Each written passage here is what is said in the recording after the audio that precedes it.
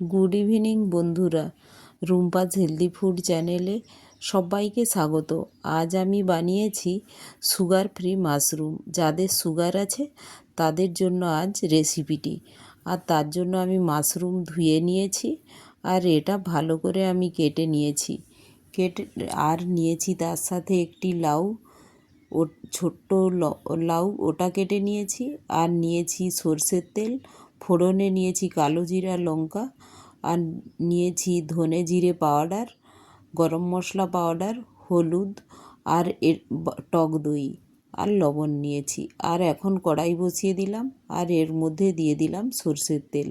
তার মধ্যে ফোড়নে দিয়ে দিলাম কালো জিরে আর লঙ্কা, আর তার উপরেই দিয়ে দেবো আমি মাশরুমগুলো। যেহেতু মাশরুম থেকে অনেকটা জল বেরোয়, আর মাশরুমটা একটু আমি নেড়ে নিচ্ছি। পরে এখন যদি আমি লবণ দিয়ে দিই তো অনেকটাই জল বেরিয়ে যাবে, তাই আমি একটু পরে লবণটা দেব। এখন একটু তেলের উপর লাউটাও দিয়ে দিলাম। ওই মাশরুম আর লাউ একসাথে আমি নেড়ে নিচ্ছি।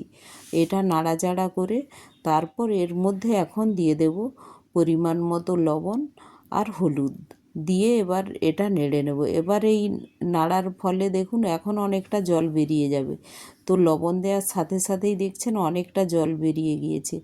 যেহেতু মাশরুম আর লাউ দুটোতেই অনেকটা পরিমাণে জল থাকে সবজির মধ্যেই, তো এগুলোতে বানানোর সময় এগুলোতে এক্সট্রা বাইর থেকে জল ইউজ করা হয় না। এখন এর মধ্যে দিয়ে দিলাম ধনে জিরে পাউডার, দিয়ে নাড়াচাড়া করে নিলাম। আর এটা খুব কম উপকরণে দেখুন কতটুকু মশলায় সবজিটা খুব সুন্দর হয়। তো মশলা দিয়ে নাড়াচাড়া করে আমি ঢেকে দিয়েছিলাম। এখন দেখুন আগের থেকে আরও একটু জল বেরিয়ে গিয়েছে। তো এই সময় এটা নাড়াচাড়া করে আমি এখন এর মধ্যে দিয়ে দেব যে টক দইটা আমি নিয়েছিলাম, মাঝখানে এটা দিয়ে দিলাম।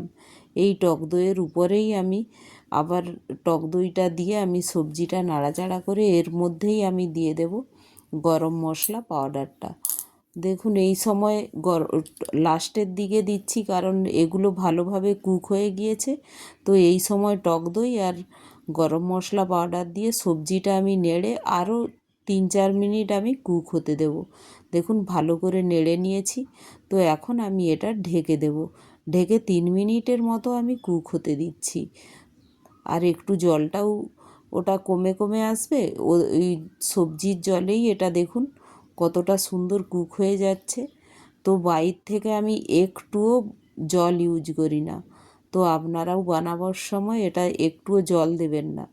তো যদি তখন প্রয়োজন মনে করেন দেবেন, কিন্তু দেখুন এখন রান্নাটা আমার হয়ে গিয়েছে। তো আমি গ্যাসের ওভেনটা বন্ধ করে দিলাম। এখন দেখুন সবজিটা জলটাও শুষে নিয়েছে আর কত সুন্দর হয়েছে। গরম ভাতের সাথে রুটির সাথে এটা তো খুব ভালো লাগে। তো অবশ্যই একবার বানাবেন, আর একটি লাইক, শেয়ার ও সাবস্ক্রাইবও করে দেবেন। Thank you.